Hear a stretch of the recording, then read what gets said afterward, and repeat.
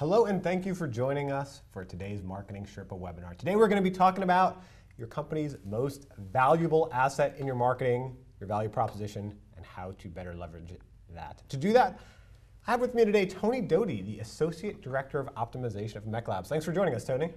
Thanks, Dan. Glad to be here. So Tony runs our optimization team at MechLabs, which means functionally he is involved with dozens and dozens of tests a year where he's testing value proposition, expressing value proposition, learning about value proposition. Is that correct, Tony? Yeah, absolutely. In my role, I get to kind of see and dabble with all the tests that we kind of run as an organization across all of our different partners that we work with. So a wide range of exposure, B2B, B2C, different parts of the funnel, everything like that. Yeah, and so we brought him in here today to answer your questions. He works on, like you said, B2B, B2C, even some nonprofit, big companies, small companies, all different types of companies. And so what you're going to see on today's Marketing Sherpa webinar, probably different than a lot of webinars you see. We do not have a slide deck that we have to get through in any sense to present a certain amount of information. We are simply answering your questions. So if you want to know something, you can use hashtag Sherpa webinar to ask your questions on Twitter, hashtag Sherpa webinar. You can also use hashtag Sherpa webinar to share what you've learned with value proposition. And basically, so some slides, we're going to go through super quick if you haven't asked a question about it. Some slides we'll take our time and make sure that we have answered your questions. Something else that you can see on hashtag Sherpa webinar is some related resources that we're going to be tweeting through. We've written and researched a lot about value proposition. Going there is going to help you get some more ideas on better communicating your value proposition. So with that, let's jump into it. So what we're going to do today is help you learn how to take that value proposition you have and turn it into a high-performing page, right? Because we get a lot of questions after we teach about how to create a value proposition. What do I do now? I have this value proposition thing. I have this internal statement. How do I communicate it? We're going to help you understand what to do next. But first, we did have a few questions about crafting a value proposition in and of itself. So I want to start here with this question from Michael. He's an owner of his own company. He says, how do we develop a value proposition to differentiate ourselves from our competition? Now, Tony, in fairness, that could be an entire webinar in itself, and we have hours and hours and hours of teaching about that. If you can sum it up in a minute or two, can you give him an idea of? The biggest thing is, like the question on the screen states, why should I buy from you rather than your competitors? And so we really want to understand, what's appealing about you, about your company, about the products you offer, the solutions you offer. And one of the best ways to do that is to really talk to the people that are closest to your customers. Talk to your sales team, talk to your customer service to really understand, why is somebody actually making that ultimate yes to say, yes, I choose you over somebody else. And another key component of the value proposition is your exclusivity. So that's the why would I do this instead of anybody else? And so really making sure that you have a good grounding in kind of your competitive intelligence, competitive research. There might be things that are appealing and that are exclusive to your offering that you just don't know about because you might not have done the groundwork saying, well, what other substitutions and other products are out there that are kind of competing in the same space? So really looking at the appeal and the exclusivity. And we also have a question from here. Rich, he's a president of his company. He says, what differences are there in framing a value prop for a nonprofit group, a religious group, an association, for example, versus a for-profit one? And what Rich and these questions are talking about is really that primary level value proposition. We're going to tell you about all four levels of value proposition. So what should companies think when they're framing their value proposition, and how might that change among companies? It's less important, in my opinion, as to, are you a profit or nonprofit? But what we really want to understand is why would a customer or why would somebody take this action with you instead of somebody else? And so whether that's purchase a product, download an ebook, volunteer, donate, whatever the action is that you're asking somebody to take, whether it's profit or nonprofit, that's where you need to understand why would they do this with you instead of somebody else. So volunteering, as an example, why would they volunteer with your organization instead of other organizations in the area? What's the appeal factor? What makes it different? And really kind of tie to those sort of components. Now let's talk about, like we said, there's four different levels of value prospect level value proposition. This is where we dive in a little, where people aren't usually thinking about these different levels. They're usually just thinking about the overall value proposition. So we have this question here from Cynthia. She's in marketing. She says, we have two major product groups, each having a slightly different audience. Do we create two value props? And so I think the answer, Tony, is no, you have that primary value prop. You want to say how maybe she needs to create two different prospect level value propositions. On this one, it'd probably be a little bit more because I know she mentioned that they have slightly different audiences, but two different product groups. And so you would definitely want to make sure that you're looking at, well, why is this product group appealing to that audience versus product group B? So I really look at that as possibly, some prospect, but very product level value proposition. A good example of that I can think of, just because we have the slide here for Apple, you might have a very similar audience, but between, let's say, an iPad and the iPhone, two very, very different sort of product groups, very, very different. So you want to understand kind of what are the competitions for money, the competitions in the marketplace for those two product groups, but ultimately they all kind of unify under one primary level value proposition that kind of goes into all of their products and all of their marketing and all of their collateral. And let's get into product level value propositions in just one moment. We have a question here from Kristen. What is the Twitter hashtag for this event? So if you want to follow along on Twitter, hashtag Sherpa webinar. You can ask your questions and share also what you've learned about value proposition. So you talked about product level value proposition. We have a question here from Steven. He's a founder. Which value prop do you articulate if you have 20 different products? So tell us about product level value propositions, how they fit in. Well, that's always a fun question. I mean, it's a challenge that a lot of organizations have. What you really want to look at is where are you in the funnel as to where you're actually expressing this value proposition. So as an example, on your homepage, there might just be that might be where you'd express your primary level value proposition. Why would I do business with you as a company? And you have all of these solutions.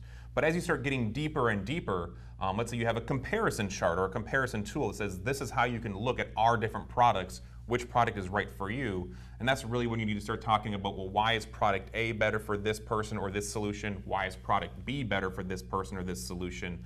And then you can really start kind of digging into it as you go deeper, and ultimately into, let's say, like a product page where you can focus very heavily on the product level value proposition for this one key product. Why would I buy this one product instead of any other ones, or take this one action instead of any of my other competing actions?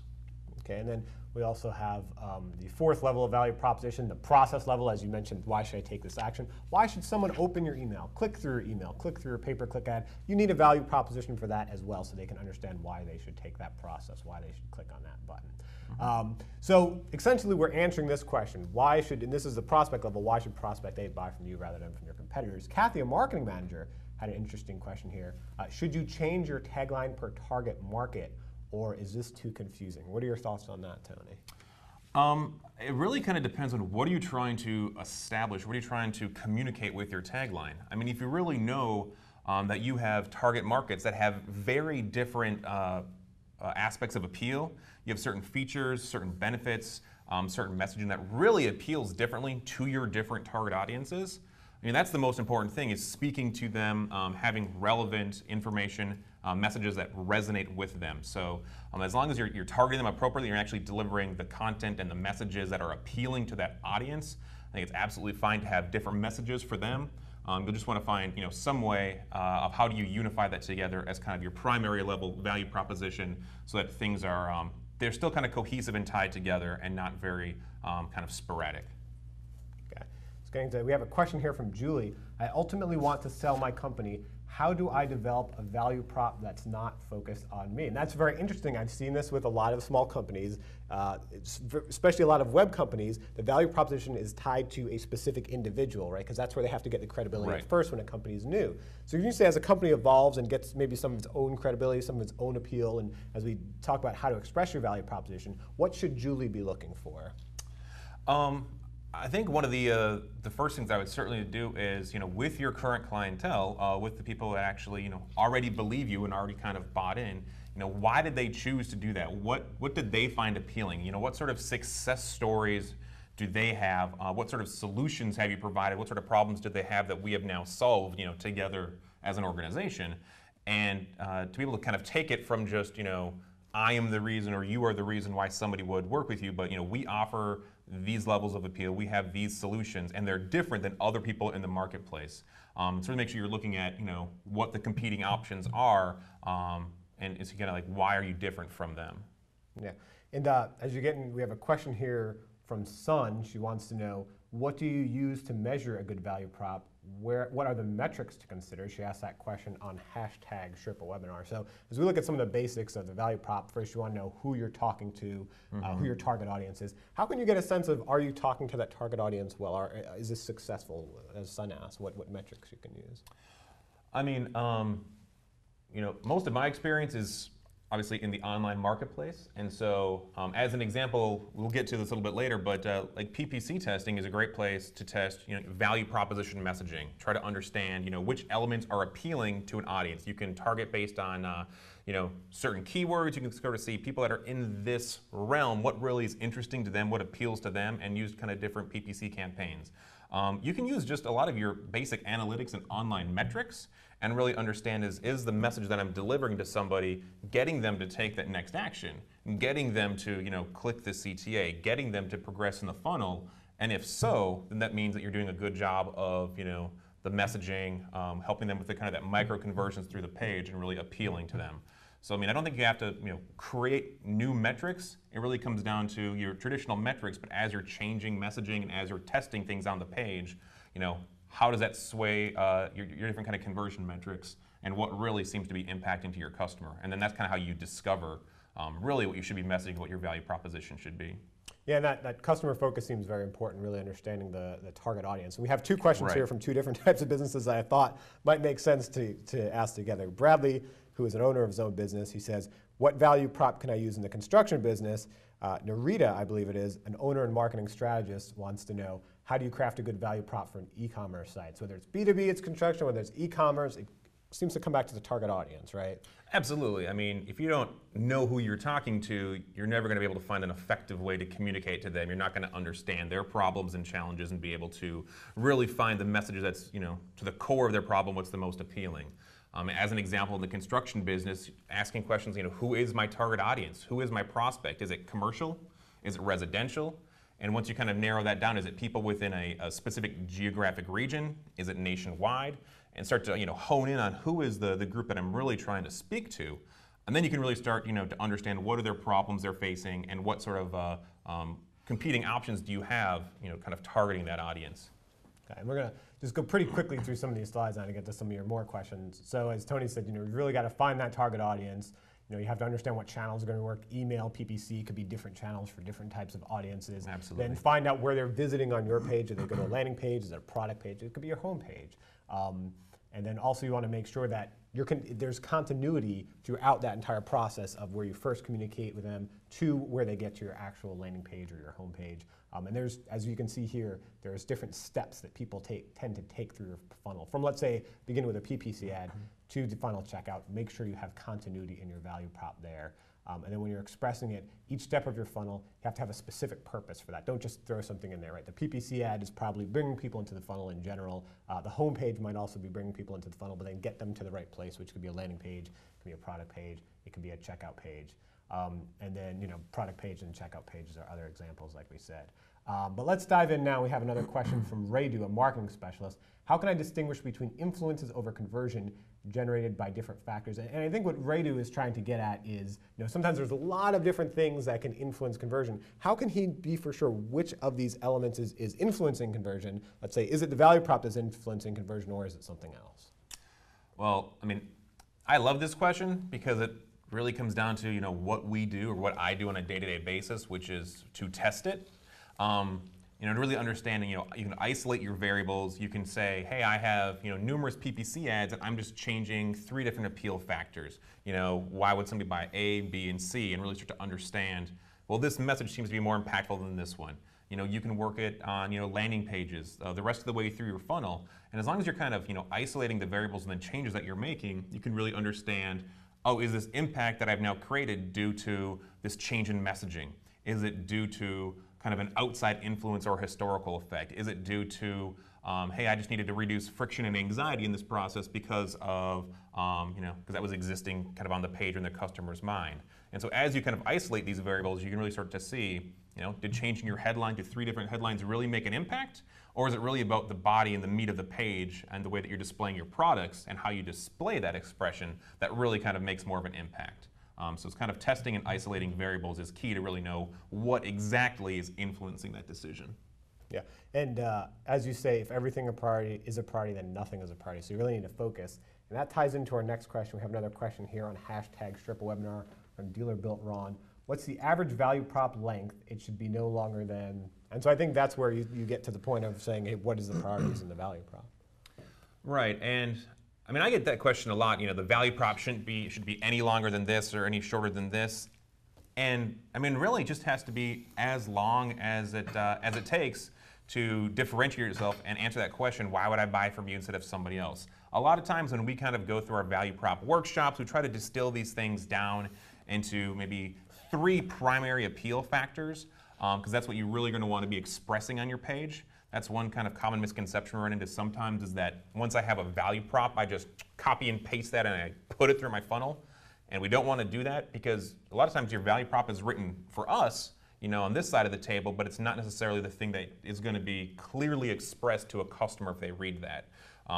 So hit those 3 main appeal factors, have some quantifiers, some specifics in there to kind of the evidentials to back it up. You know, I've seen effective ones be 15 words, 10 words, or 35 words. It's not really, you know, limited by a word count, more just how impactful it can be.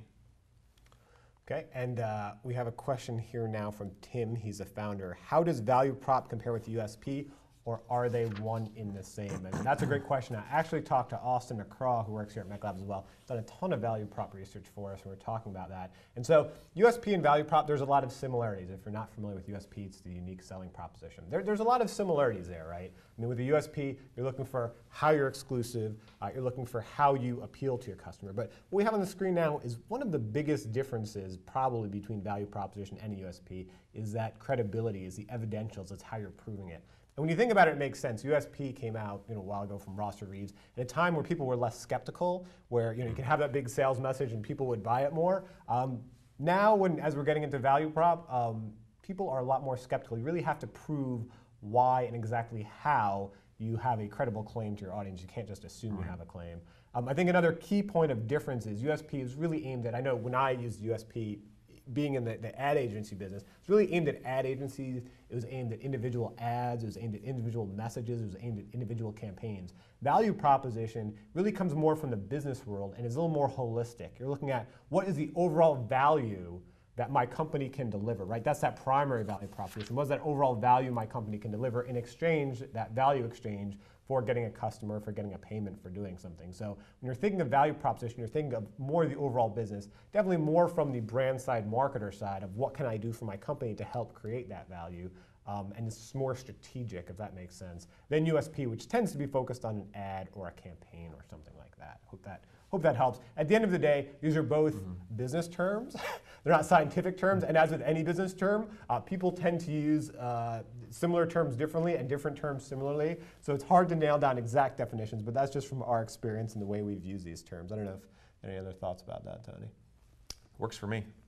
So then you get down to how to express it. And so what we're talking about with expressing, it's important to understand your value proposition is a statement, as we said, and you have to have an interpretation of that statement on your actual page, how you put it on your page, how you put it in your emails. You don't simply copy and paste that statement. It's how you express it. And when you're expressing it, for example, you want to take us through this example of the company-focused versus a customer-focused value proposition for Babies R Us? Yeah, sure. And so this is something that we put together kind of as part of an internal training. And one of the things that we looked at for Babies R Us, it was just a random site that we looked at. And some of their big components were that we have over 872 store locations. We have this online store as well. And these are just a few appeal factors that we pulled out, not necessarily probably the value proposition that they want, just what we pulled out. But when you say company focused is we are big and we have these things. But what does that really mean to the customer?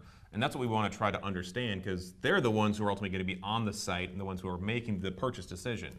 And so we kind of asked around the office here and say, well, what does that mean to you? Oh, 872 store locations. That means there's convenient online and in-store shopping. And the next level of that is so friends and relatives can buy, send the right gift directly to the expectant parents. So it's by using this a specific number. We have lots of store locations, but that by itself isn't a benefit to the customer.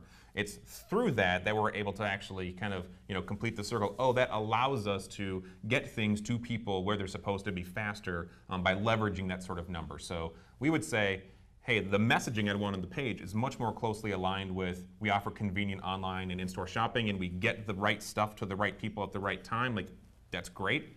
And we support that with, oh, we have all these stores, and we have this great shipping policy, and we have online shopping, and these are the things that support what the customer is actually looking for. Yeah, and so just another point, we want to make sure it's congruent. Every element on the page is supporting that value proposition. We have a question from Diana. Slides are going way too fast. What the heck? So if you missed it in the beginning, Diana, this is not some presentation that we created that we have to present every single slide in a certain fashion. We're simply here answering your questions. When there are slides we don't have a lot of questions on, we're zooming past them because we want to focus on slides where we do have questions that we can answer for you, for the people that are taking the time to be with us here live today. One of those questions is from Bruce. Tony Bruce wants to know, if you want to ID your value prop, do the speakers ever start by just asking their most valuable customers and use that as a starting point for PPC A/B testing rather than just picking elements like appeal factor to test? So don't answer that just yet. I want to give you a chance to think about that. First, I want to let the audience know that if you do want to learn more about developing your value proposition, we have a value proposition development course. If you're looking to improve or create your company's value proposition, this is your chance.